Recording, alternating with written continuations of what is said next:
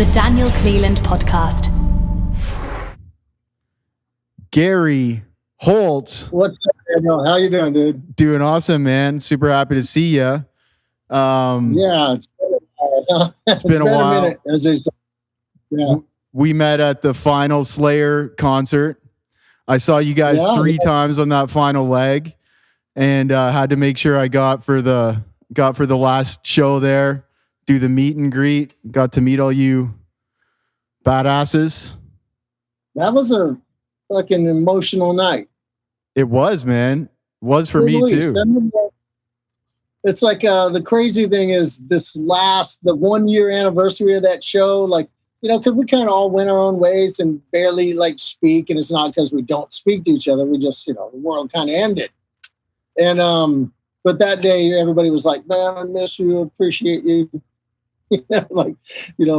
All fucking emotional about the 1 year anniversary of the final show, Yeah, I guess, man.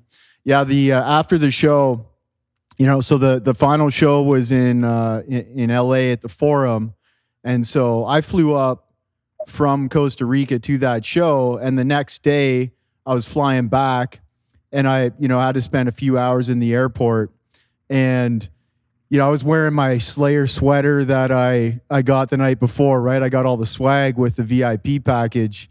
And everybody, there were so many guys in the airport who were wearing Slayer gear, right? Or who weren't, but who saw me wearing it. And anytime someone would walk by, they'd be like, "Fucking Slayer." That happens a lot. But there were a lot of people who flew in for that show. So I can only imagine, for a lot of people leaving from the airport, and I flew home the next day too. So there was a lot of that as well.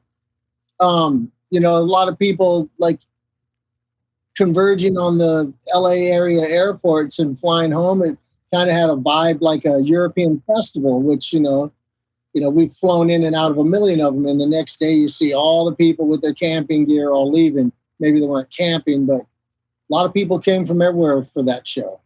Mass exodus. Yeah. Man, also that show. So one of my mentors who I've known for I guess since 2013, a guy named Boyd Willett who lives in Venice Beach.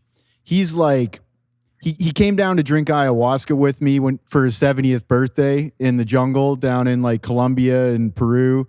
And then for his 71st birthday, he came down to travel with me in Brazil, and it was supposed to be an ayahuasca trip as well, but we ended up he showed up late, so that didn't work out. So we ended up just walking around on the beach on LSD. But this guy's an absolute legend, and so I invited him to come to that show. Right, the final Slayer show. And so at that point, he's 76, I think.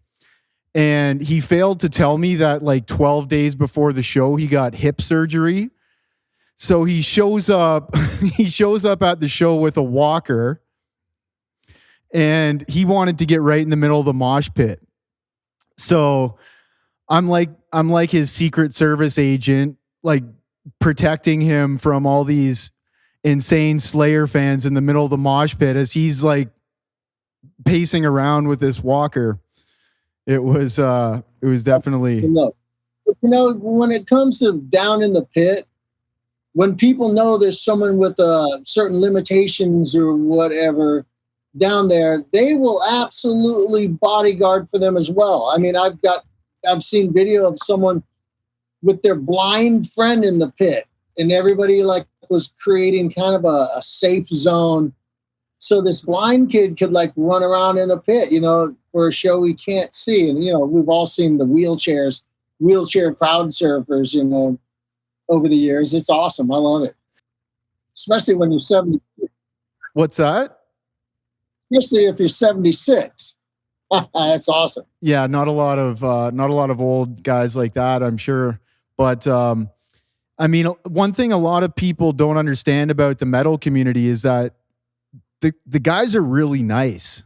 Like when we all get together and we throw down and when we have a great, show and it's a little bit violent in the pit and everything, but it's a super tight community and people are really nice to each other.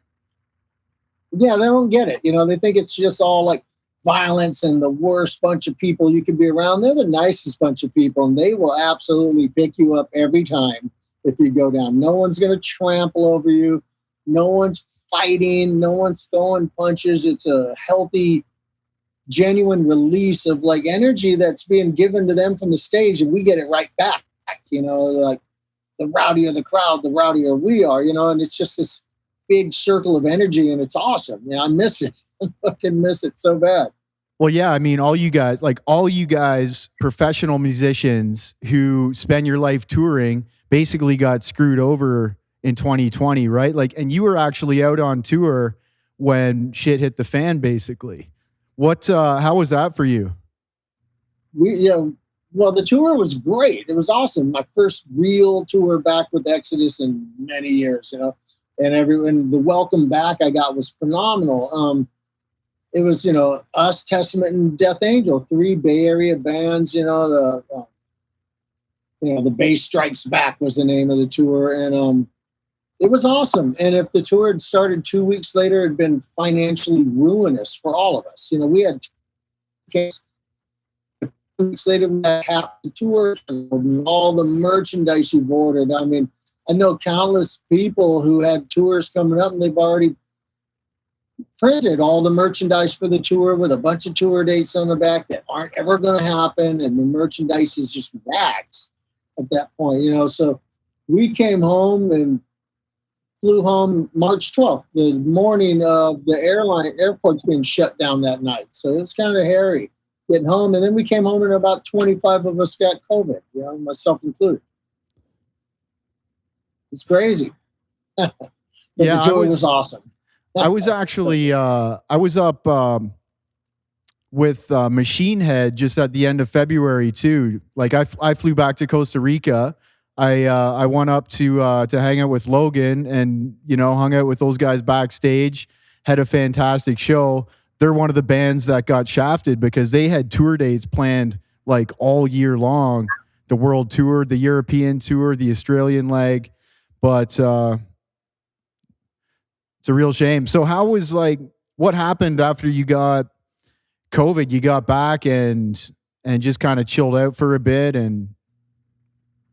Well, I got home and, I started feeling kind of shitty when I got in the car to go home, felt fine on the flight, had like a, 2 hour plus drive home, so, I got a car service to pick me up and I'm like, I don't feel so good, doing that. I ended up getting sick. I was sick as hell, I mean, lost 16 pounds in 2 weeks and couldn't eat and everything stunk like garlic powder to me. You hear a lot of people talk about they couldn't smell at all. Everything smelled like fucking garlic powder to the point where I'm trying to eat anything just to not starve to death. And I told my wife, no more garlic powder though, please. She said, I haven't put any on anything. It just, everything smelled. Maybe it's kind of sinus infection going on or something, but it was awful. It was really bad. Could have been worse, but it's bad. It sucked. How many musicians do you know who got sick that year? Well, just on that tour, myself, Will Carroll from Death Angel, got it like horribly bad. He was in a coma on a respirator, for like 2 weeks. Damn.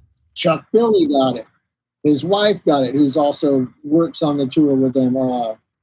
Bunch of the crew guys, Steve Giorgio, the bass player for Testament, got it. And who knows how many people had it and were asymptomatic the whole time. I'm the only guy in Exodus that tested positive, and we all shared the same enclosed environment the whole time, drinking together, whatever. So you were saying today that you got the vaccine today, so you're fully vaccinated? Well, I got the first half. Actually, let me take that off. I got the 28th. I got to get part 2.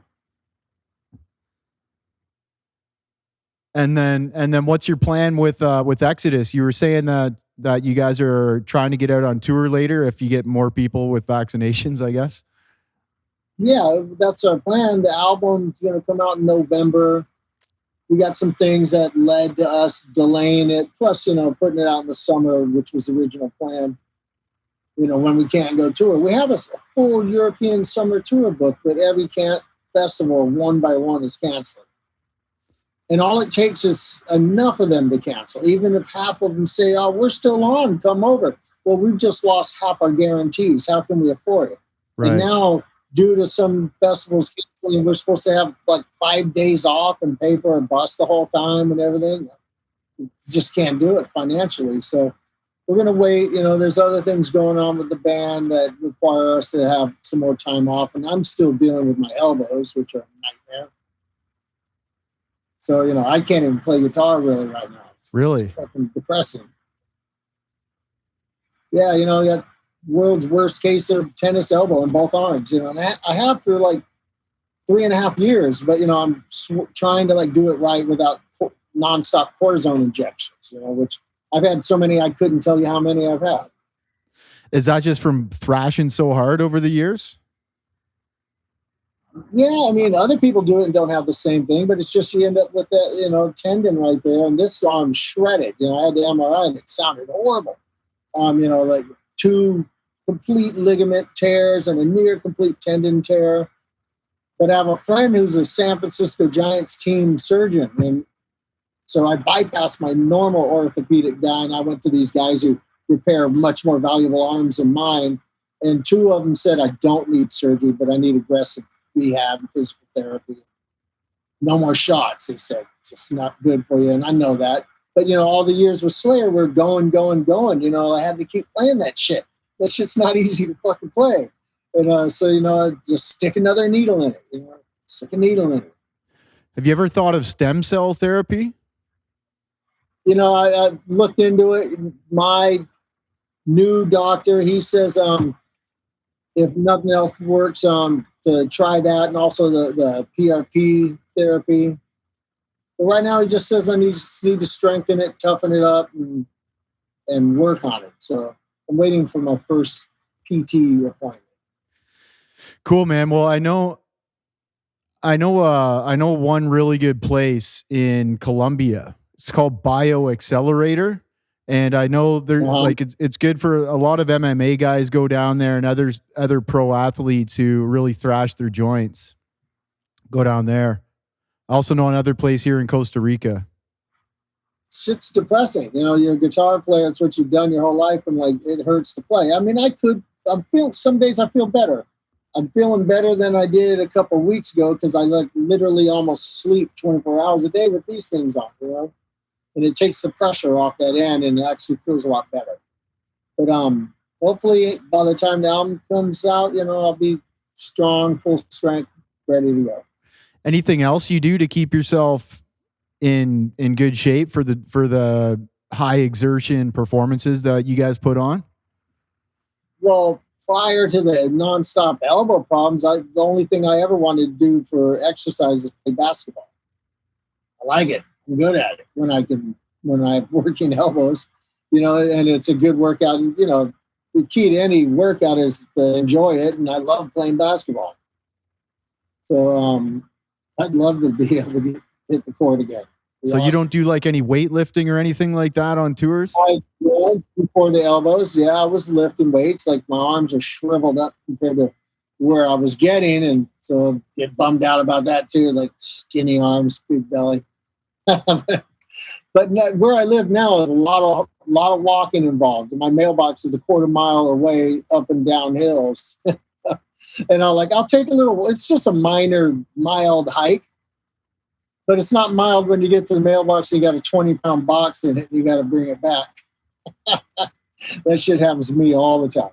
Sure. So I wanted to ask you kind of like a few kind of general Slayer Exodus tour questions, and then I wanted to ask you a few kind of technical musical questions for like budding musicians. Yeah, no problem. Me and Jesse, my producer here, we're just getting back into music after 15 years of kind of living our own lives in different places.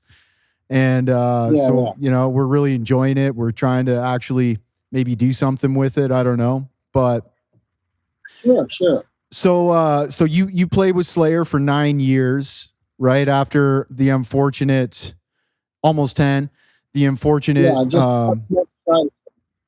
What's that? Sorry? A couple months shy of 10 years. Yeah. So what was it like to join Slayer and become like one of the two lead guitarists and play those insane shows for almost 10 years? Well, it was awesome. It happened at a time when they needed some help. And it also happened at a time that I was going to take like 6 months off because Exodus had been going nonstop. And I didn't get a break. Just kept going from there. But it was awesome. People like say, oh, wow, you must have been like stoked. But no, they don't get it. I've known these guys since I was a kid. These are old friends. It's not like a fanboy moment. It's just like, cool. I got to play in another band where I had one defined role, and that was like stunt guitarist, hired gun, So I'd go out there, and, people don't understand. When they give you in Slayer, when you're covering all of Jeff solos, but they give you free reign to do what you want to do, it's a real guitar hero moment because there's a lot of goddamn lead guitar in those songs, especially Jeff. Tons. So I'd go out there and it'd be like a 6-minute song. I swear I'm soloing. It felt like I was soloing 2 minutes of it, So it was cool. You got to just go out and shred. I didn't have any of the responsibilities I have in Exodus as the so-called band leader or whatever. Just like point me to the stage, when I get off stage, hand me a beer. And it was fun. And I love those guys. They're family, 2.0. Exodus always being family 1. Right on. So have you heard, do you think Slayer will ever play live again, or was that done and dusted? I do not think they will ever play live again. If they call me, let's do it, but I think the band is firm in its belief that when you call it done, it's done, and of course everybody scoffs at that and they doubt it. Look at Motley Crue. They signed a contract stating they wouldn't, and then blew the contract up in a grand show that we're back, of course you're back, They're touring in Miami next month. What's that? They're playing in Miami next month, Motley Crue. No shit. Yeah. Wow.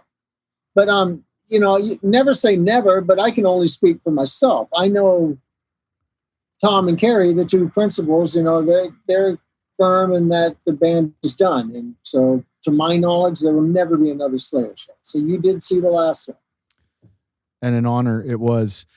Do you have you heard anything about Carrie's new band? I've read some stuff online that he's working with Paul Bostaff. Nothing. I know he's going to do something with Paul, but obviously the pandemic is put the brakes on that, but I'll only chat every now and then, so I'm sure Carrie's got a ton of material ready to record. So, I'm looking forward to hearing it. You don't have any plans to collaborate with Carrie to date? No. New Exodus album is a fucking career-defining moment. I'm telling you, this album is a fucking monster. So good. So talk about the new album then, the new Exodus album. What's on the menu? Well, once it comes out, we're just, full on onslaught when we can onslaught away. Right now we can't do shit. The record label collectively shit their pants when they heard it, and everybody's throwing everything they got into it. I mean, there's not a track on it that isn't good enough to be any album's number one track. It's fucking that good. And Tom Honey, my drummer, and I, we gathered up in the mountains at his house and we jammed, just him and I in a room, old school, half stack and a drum kit. And then we've shipped in an entire recording studio and recorded there in the mountains, and we're a band that still enjoy each other's company. So all of us living together in a couple of houses and working around the clock, it works for us. We always do it that way. And, it's like summer camp to us. We call it jam camp. Fucking awesome. It's sad to see it end, Do you think you'll write more albums with Exodus after this? Oh, absolutely. I mean, if my arms weren't so beat right now with the pandemic and all, my goal was like, all right, get my studio at the new house finished and start writing, just get a big jump, on, because I got tons of material, tons of stuff that didn't even get used for the album. And it's not because it wasn't good enough. I just, I get sidetracked, I get something new I'm working on and I stop working on other shit because that's where my head is at that moment. It's like I'm focused. And so I was, like, let's get the next album ready to go. And but I got to get my elbows ready to go first. Right on. So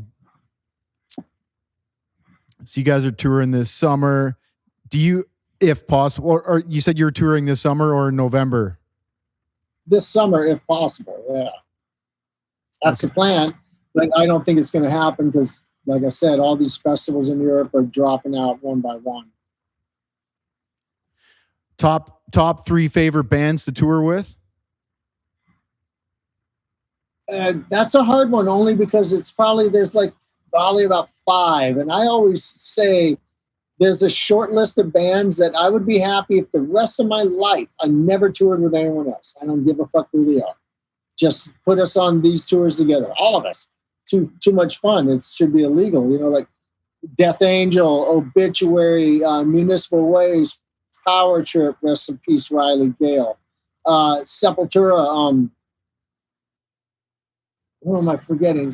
There's like a bunch of them. These guys, Goat Whore. They're all my best friends, these dudes, so, and when we tour together, it's just laughs nonstop, like stage is too small. Fuck it, let's all share a drum set. No one ever like, well, I'm not striking my drums, we just have fun. It's awesome. Has the scene changed a lot from like the 90s, the 80s, 90s when you guys were just coming up to what it is today in terms of like touring and playing and the shows and everything? Yeah, I mean, the scene's different. In the 80s, it was a new scene. It was the birth of a scene, so that can never be replicated. But the scene now is pretty killer. It feels like there's a lot of similarities to the 80s. It's really underground, although not like it was there. You could still, now you can get the most extreme music on earth on, and iTunes. Then, Bonded by Blood's cover was too extreme and to carry it in a regular record store, But there's a million great bands out there, just really killer dudes making awesome music. It's awesome. And, I feel honored when one of them says Exodus is an influence on them, because there's some guys out there doing shit that I'm like, damn, I can't do that. That dude is sick. Do you still party like you used to, like you and the guys back in the day? Right at this very moment, I'm sober. I did, COVID was getting to me. I realized, my beer consumption had gotten really high, but like my party level has been minimal for years. Like I drink beer, I love beer.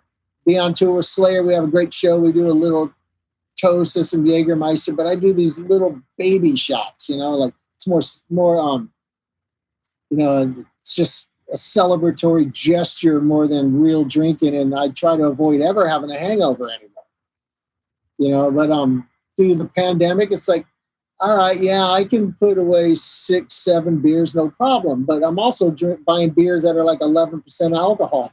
So that's like putting away like 10 beers or something else. And so I decided to quit drinking for a while. Do you see any other bands going as hard as they did like back in the kind of Pantera day, when it was just all about getting wasted and moshing and throwing down and taking drugs and all that kind of stuff? The scene in the 80s can't be replicated. That was the birth of a genre, it was a special time, but right now, there's so many killer bands and playing sick music and killer guitar players. I mean, guys doing shit with every finger on their hands and their feet included. It's like, I don't know how to do that shit. I'm a Neanderthal guitar player, but I wouldn't change a thing. But I'm in awe of what some of these people are able to do. Any new great new metal bands to keep an eye on right now that you got your eye on? Not really. I mean, there's a lot of great bands out there, and I'll check them out. But mostly I just sit around and I'm happy if I listen to nothing but Rainbow and UFO for the rest of my life. And, plus I'm working on an album and, even the mixing process, we only finalized the final mix like a month ago. And when I'm working on something on my own, I kind of get tunnel vision and I don't want to listen to anything else. I don't want undue influence creeping in. I want to just focus on what I'm doing. I'm totally the same way, man. I find it really hard to get into new bands. I pretty much still just listen to like all the old bands that I've been listening to for 20 years, Yeah, I mean, the bands I love, if I called them new, you'd go, they've been around for 20 years, Arch Enemy and stuff like that. They're not new. As far as brand new bands, I don't know. Even the ones I would think of aren't that new anymore. But there's some young thrash bands that are kick-ass, like Lost Society from Finland. They're badass. So what's going to happen to the scene when guys like you and Carrie and Cannibal Corpse and all these guys who've been in the game for like 30 plus years, what happens when you guys retire? Where does the metal scene go? There'll be someone left to take it over and wave the banner. I'm not worried about that. But I got lots of years left in me. I'm not done. That's good to hear. I don't know how to do anything else. I'm sure a lot of people will be happy to hear that. Yeah, it's what I do, So most of the people I know, in basically everybody I know, except for like my best friends from back in the day, do not listen to metal, nor do they understand it. They don't really like it. They think it's aggressive. They don't like the screaming. They don't like the high energy. Why do you think metalheads love metal so much? Why do metalheads love metal? I don't know. That's a good question. I don't know. Just something appeals to them. Some people still love guitars. I love guitars. That's what I want to listen to is guitar players. I want to listen to crunchy riffs. I want to listen to aggressive shit. I want to hear drums pummeling, And, as far as we all have those friends who don't like metal, but over the years, so many times I've encountered someone who got dragged to a show, and when you get dragged to the right metal show, it might not make you go home and buy the album, but they leave and they go, holy shit, that was crazy. Never seen anything like it. You bring someone who's not into metal at the fucking fire fest that is the final Slayer shows, that's pretty impressive, even if you don't like the music, Yeah. Damn. It's pretty hard to not be impressed when you see a production like that. Yeah, you see it live, it's something else. Like I said, you might not go home and buy hella weights, but people are like, they'll get into it, especially if they're under the influence of the correct substances, whatever that may be. They fucking will find a way to like it. Right on. A few technical questions. Yeah. So, I've heard you say you use the Kirk Hammett wah. I've also got that. Any tricks for guitar players to keep in mind on how to make the best use of a wah pedal? For starters, I've used the Kirk wah a lot with Slayer because Carrie already uses the Zach Wild Dunlop, and I don't want the exact same wah sound. And I like Kirk's pedal a lot. I switch back and forth for wahs quite a lot. Towards the last 2-3 years in Slayer, I was using the Jerry Cantrell. It's really good. But I use it just kind of like almost as a treble boost, when I'm going up high, and playing something fast and getting the screaming notes and just increasing that treble on it until it's just biting you in the head, I don't use it as much for the 70s wow, wow, wow kind of style like Kirk does. He loves it for that. I kind of use it just to fine-tune frequencies on the fly for whatever I'm playing to like bring the note out the way I want, and it works for me, The new album I used wah once on the whole record. It's like funny, just wasn't. I didn't feel like forcing it in where I didn't want it. So there's one solo that has a wah pedal on it, and I didn't realize till the album's done that I barely touched. So more motion is not always better with the wah. Sometimes it's better to just kind of find the groove and leave it sit. Yeah, I mean, listen to Mike Amott from Arch Enemy. He's the master at it. He has the greatest wah tone that's ever existed on this planet, and the emotion he brings out with it. And the tone, it's like, it's less about motion and more about emotion. I guess is a good way to put it. I've also heard you use angle amps from time to time. I've also got one of those, not by choice, but because it was the only one I could find in Costa Rica. But it fucking crushes. Now they're a killer amp. I still have mine and I love it, but since joining Slayer, I rediscovered my love of Marshalls, which I never lost. I used Marshalls for years, and like on Temple of the Damned, it's one of the best guitar sounds I ever did. That's just straight into one of my modded Marshalls. But they're priceless to me, and they're 30 plus years old, and they're delicate, and so they're retired. And so I used a PV Triple X for a while, which is a killer amp. Then I discovered the Angle, and I used the Savage 120 for a long time and still have them. But now I'm either using Marshall or I'm using a Kemper with a profile of my Marshall.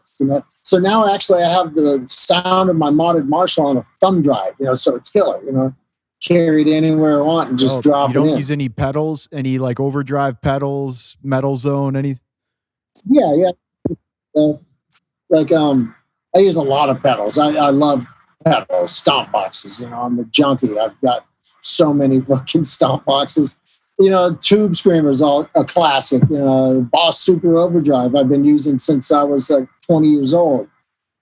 I have my Proton pedals, signature parametric mid boost pedal, which is Rules, and I got my Kirk Hammett signature pedal, which is a combination kind of a Tube Screamer and a parametric EQ. So it's got both in one. It's amazing.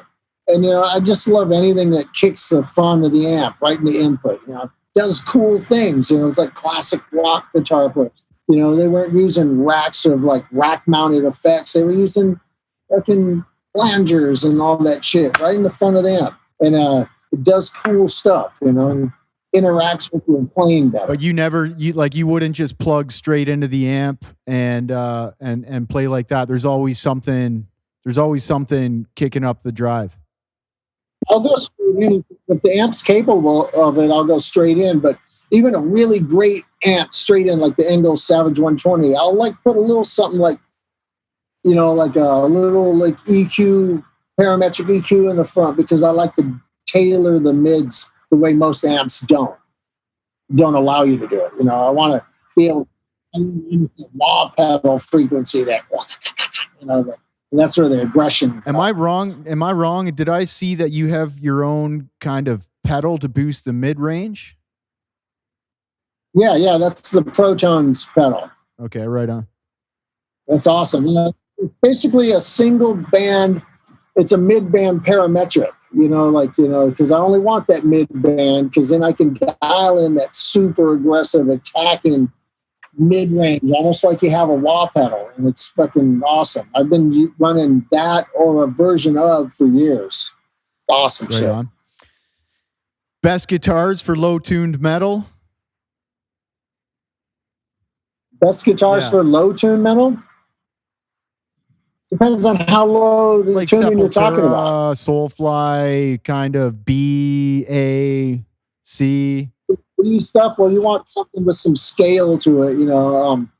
I'm not a fan of long scale guitars. I like Les Pauls. I want that shorter scale. These guys playing the B stuff. Like Slayer had some of the songs in B, and I used my ESP Richard Z model because it's like the Strat scale, 25.5 versus 24 3/4. So it's a little bit tighter, but a little lower than I like to do it. Exodus, our lowest is like a drop C.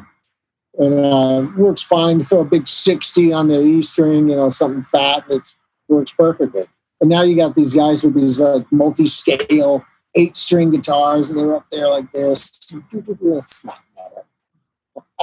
It's cool. I like it, but it's not what I want to do. Those guys on those tunings with those guitars, they can't hit chords. If you hit a big, just an open G chord, it doesn't sound right. Because the whole sound is designed to play single notes and like that. I'm a rock guitar player who happens to play really fast songs. Like I have more in common with Angus Young than I do these these fantastic players, but they're up there on these 8-string guitars. That's like playing cello to me. I don't get it. Yeah, I've got a Warlock. I bought a Warlock recently, the Warlock Extreme. So it's a 6-string, and it's got a 25.5-inch scale. And I think I've got, like, right now I've got a 64 on the top. Well, I guess it would be the bottom string, right? But on the 6-string, and that sounds awesome. It's got a couple of Fishman pickups in it. That sounds awesome. And then I also got a 7-string Jackson Warrior it's like this Dave Davidson from Revocation signature model. And that sounds pretty good too. I'm going to Miami on Sunday, and I'm going to maybe hunt for one more guitar to add to the equation. So I was just kind of wondering, I was trying to find a Pat O'Brien Junior V, BC Rich Junior V. Pat O'Brien. You've met Pat probably, right? From yeah. He's in a little trouble right now, but yeah, no, I mean he's in a little trouble. Yeah. But I mean, there's a lot of great guitars out there. I'm kind of a collector. I'm kind of a hoarder. I've got a lot of fucking guitars. And I just acquired a 7-string. I don't even play 7 strings, but it's fucking badass. So, I have it right here. You want to see it? Just got this thing here. Ibanez? No, Carillion. It's number 3 of 10 made. It's their 10-year anniversary model. Nice. That's beautiful. And look at all the wood on it. That's crazy. I mean, the fretboard is I forgot what kind of wood it is, but it's bound in ebony, and it's gnarly. But the guy who traded to me, he just got a new one from the same company. They kind of made this one expendable. It's made out of a 5,300-year-old bog oak. It's made out of wood that's older than the pyramids. That's nuts. Crazy, right? I need that guitar. So, yeah, I'm always looking for something cool and different. What's the point of having the 7 or 8 strings? Like, is it to go super low and then also go super high? No, it's more for the going low, because most of them have the same amount of frets, but they got these really long scales. Like you get these like that guitar. I'm not sure what the scale is, but it's longer than a 25.5, probably like 26 and something, to keep those low strings tight. But what I don't like about them is then all my high strings are too tight. I already, as it is on my guitars, I use a combination of like 52s on the wound strings, but then I use 9s because, I want them nice and slinky and bendy, especially when your elbows hurt. You don't want to fight the guitar, Right. Any tricks or hacks to learn and write guitar solos on those high strings? Any tricks to it? I know like fucking 6 licks. It's all about how you can manage to work them together, going up, going down, whatever, and certain things are easier for me than others, like, I know guitar players who don't use their little finger at all. I use it all the time, but I'm not good using it with these 2, like this, and this. I go like that all day long. Those 3 fingers, it's a little tougher, those 2 together. I can do it, but I'll just try to skip around that. everybody's got their cheats, everybody's got their tricks, you know. But I'm not a guy who's I'm not an encyclopedia of guitar knowledge, you know. These other guys who you see online, and some of them I follow, they're just fucking phenomenal. And I'll watch their little Instagram videos, and I'm trying to cop shit, and I'm screenshotting the tablature that they're showing to the lick they're doing. But then I get lazy. I never bother to look it up. You know? I'm stuck in my ways. So just get good at the pentatonic scales and then mix it up. Is that kind of what you're saying? Yeah. Well, I mean, I love my harmonic minor and all that shit as much as anything. I always say the pentatonic scale is the first you'll ever learn. It's the last you'll ever master. You listen to a really good guy player, like you listen to Zakk Wylde, what he does with it. It's fucking insane. It's crazy, you know. Or even like, you know, some killer guitar players like Joe Bonamassa, you know, what they're able to do in that pentatonic box, you know, it's like, it's hard, you know. It's like, you know, stuff that I didn't start really trying to learn for the last 3 or so years, you know, how they get around the fretboard doing it, you know. What do you make of YouTube and all these tutorials that you can get nowadays for free, just ubiquitously? I think it's awesome. You know, you'd be shocked at how many of them I visited whenever, you know, like Carrie would say, you know, well, we got to learn this new Slayer song. You know, first thing I always do when I'm learning a new Slayer song is I don't try to learn it and play it. I listen to it. I got to know by memory where the parts are before I know the notes. You know, if you're not familiar with the arrangement, you're trying to learn it too soon. And then I'd sit there. If it's tricky, I'd go to YouTube and I'd find some kid sitting in his room who got it down perfectly, and I'd watch him play, you know. And you learn to pick out where they're doing shit wrong or where they're doing it right. The same with tablature. You look it up online, but it's a huge help. Yeah, it's good for all musicians, I think. You know, my buddy Jesse here, he's watching all kinds of YouTube videos for drummers and picking up new stuff. And yeah, it's awesome. I mean, I didn't have that when I was young. I didn't have that when I was sort of old. I had to get old before that shit was available. But yeah, there's a wealth of knowledge right there, a click away. You know, it's cool. All right, brother. Last question. What does a band these days need to do to get off the ground? That's another hard question. I mean, first thing, you got to have a product. You got to play some music that has something to it. You know, even if your influences are right on your sleeve, you know, it's got to have something to it that's special, you know. But that's not saying that there aren't a lot of bands that have succeeded and they're nothing special at all, you know. Nothing happens. But it's different today, you know. When I started out, there wasn't any illegal downloading, and you know, and it certainly wasn't a pandemic. So get off the ground now. You got to musically grab people's attention somewhere, I guess.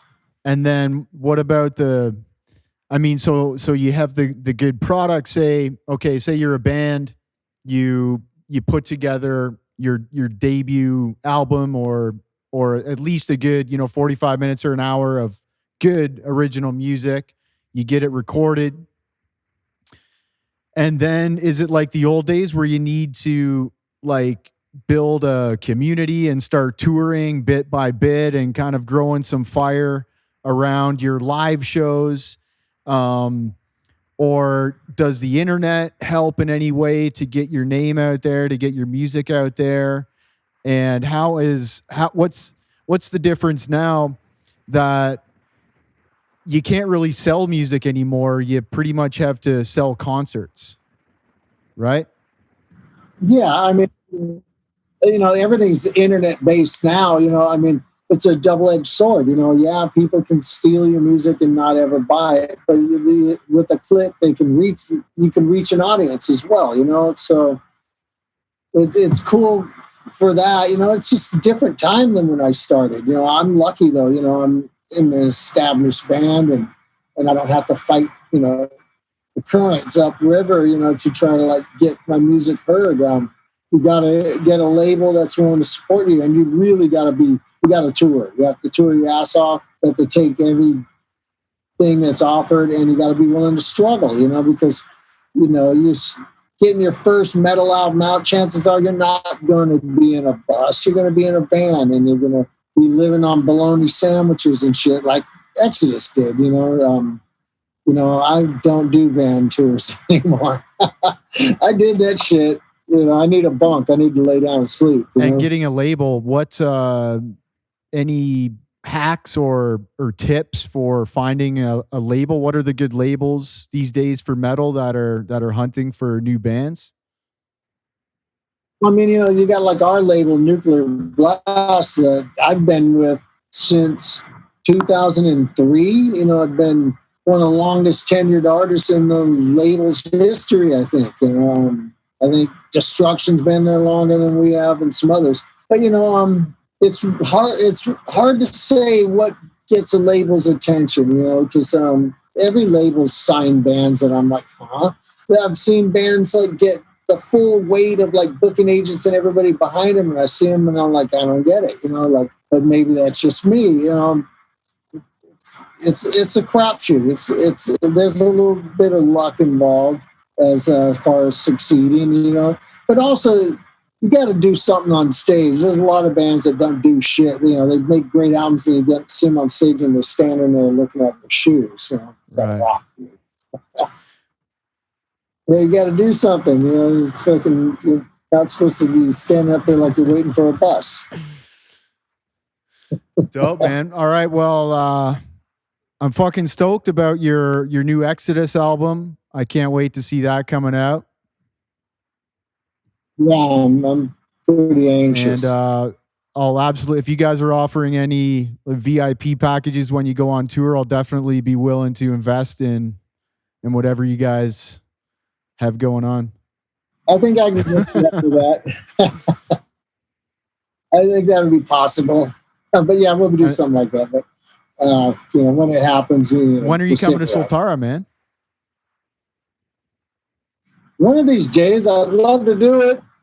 It's got so much shit, this snowball effect of one thing after another coming up and all that. But ready to come down and explore my mind. Lord knows I spent fucking years doing it just for fun.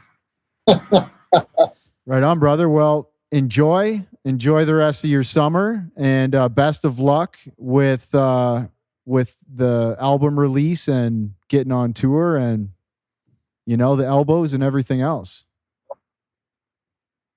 Right on. Thanks, Ron. And I hope to see you at Soltara someday. Yeah, well, you got Logan coming down for a visit, right? Yeah. Hopefully. Yeah. When you see him, tell him I said what's up. I've got a meet and greet with Philip H. Anselmo and the Illegals tomorrow as well. They're doing like a live playthrough of Vulgar Display of Pantera, and they got the meet and greet package. Yes. So I signed up for that. So I'm gonna talk to Phil tomorrow too and see if he wants to maybe make a rip to Costa Rica. Yeah, don't know if it'd be his jam, but you could always ask. All right, right on, dude. I hope to hear from you. Peace out, bro. All right, Daniel. Take care, man. Bye-bye. The Daniel Cleland Podcast. Thank you so much, my friends, for checking out the Daniel Cleland Podcast. We love you and appreciate you. If you liked what you saw, please like, subscribe, share it up with your friends and loved ones who might benefit from these episodes. And if you'd like to check out more episodes, we've got some links conveniently placed over there. So check it out, share it up. And until next time, be well. Much love to you. Thank you so much.